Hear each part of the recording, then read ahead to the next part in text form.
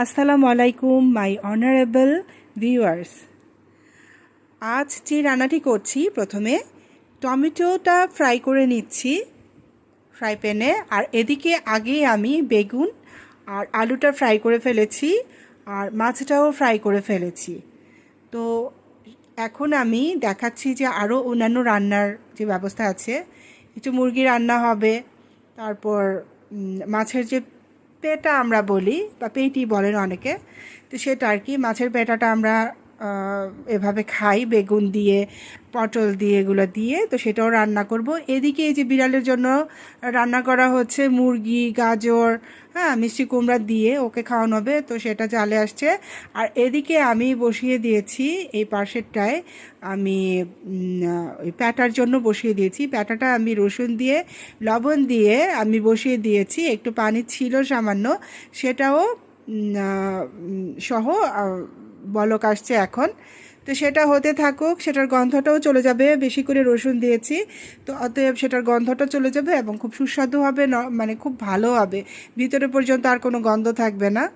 আর এদিকে টমেটোটা ফ্রাই করে ফেলছি, এদিকের স্টোভে আমি টমেটোটাতে আমি হলুদ আর লবণ মাখিয়ে আমি এদিকে একটু জাল বাড়িয়ে টমেটো দিচ্ছি। এভাবেই কিন্তু আমি জাল বাড়িয়ে বেগুনটা আমি মাঝখান দিয়ে ফেরে তারপর করে নিয়ে একটু এড়ে এড়ে নিয়েছি দুই পাশ থেকে। আর আলুটা আমি ফ্রাই করে নিয়েছি, মাছটাকে আমি কি বলবো, মানে মিডিয়ামের থেকে একটু কম ভেজে নিয়েছি, কিন্তু আমি টমেটো, বেগুন এগুলো একটু কড়া করে ভেজে নিয়েছি।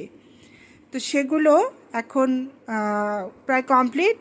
তো আমি এগুলো একটু উঠিয়ে নিচ্ছি কড়াইটাতে। আর এদিকে আমি কি করব, আবার ফ্রাই প্যানে একটু নতুন তেল দিয়ে, কারণ এই তেলটা যেহেতু একটু পোড়া পোড়া করে করেছি, এই তেলটাকে আমি ফেলে দিব, নতুন করে আবার একটু তেল দিয়ে তারপর করব। এটা কিন্তু একটু বলতে চাই যে আমি সরষের তেলে রান্না করছি, আর আমি এটা ফেলে নতুন তেল দিয়ে সেটাতে আমি মশলা কষাবো। আমি নতুন তেল দিয়ে দিলাম এবং দিয়ে দিব এখন পেঁয়াজ। তারপর পেঁয়াজটা একটু ভেজে, একটু যখন কাঁচা ভাব গিয়ে একটু শক্ত হয়ে যাবে, তখন আমি দিয়ে দিব একটু আদা, একটু রসুন। তারপর আমি এই যে আদা রসুন দিয়ে দিচ্ছি।